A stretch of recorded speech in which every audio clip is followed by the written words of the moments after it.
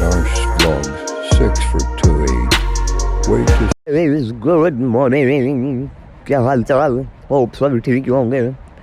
अरे जरा तो बारिश ने बहुत तंग कर लिया, कंटिन्यूसली सुबह 3 बजे से लेके अभी तक हो ही रही है। देखो, चलो रुको, मैं आपको बाहर का हाल दिखाता हूँ, मेरी गली की क्या हाल हुआ था इस टाइम। घर में पानी आने वाला था, बट फिर भी बच गए हम।